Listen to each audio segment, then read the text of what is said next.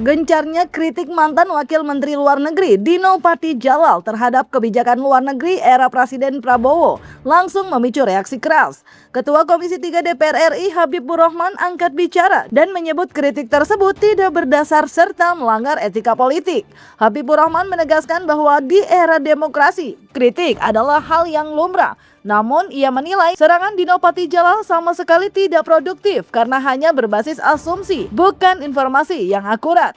Menurutnya, apa yang dilemparkan ke publik lebih condong pada serangan politik buta yang sekedar mengolok-olok pemerintah. Assalamualaikum warahmatullahi wabarakatuh. Di era demokrasi dan keterbukaan, tentu kita membuka diri terhadap kritik termasuk dari mantan pejabat tinggi seperti Dino Patijalal. Namun demikian, sebagai sesama anak bangsa, saya harus mengkritik balik Dino. Kritik beliau tidak produktif karena tidak berbasis info yang akurat. Bahkan ada tendensi kritik beliau sebagai serangan politik yang membabi buta dan sekedar mengolok-olok pemerintahan Pak Prabowo. Solusi yang disampaikan agar Pak Prabowo lebih banyak mengundang pemimpin negara lain juga agak aneh. Di tengah ketidakpastian situasi global saat ini, bahkan Donald Trump merasa perlu mengunjungi China untuk memperjuangkan kepentingan negaranya. Menurut kami justru Presiden Prabowo harus sangat proaktif, baik menerima kunjungan maupun mengunjungi pemimpin negara-negara lain. Lebih lanjut, politisi Gerindra ini menyayangkan sikap Dino sebagai mantan pejabat tinggi negara.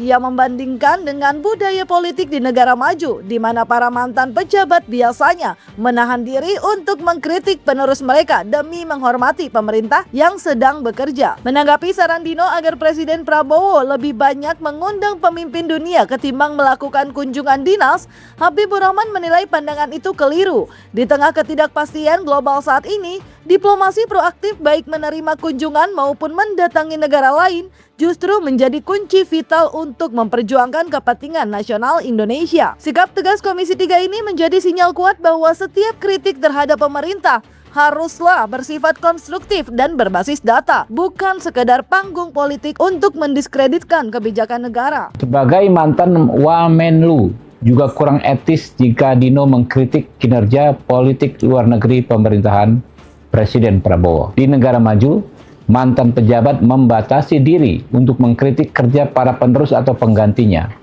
Hal tersebut didasarkan pada sikap menghormati orang yang sedang bekerja. Kritik mantan pejabat kepada penerusnya bahkan bisa menjadi bumerang jika publik membandingkan kinerja si mantan dengan yang sedang menjabat. Wassalamualaikum warahmatullahi wabarakatuh.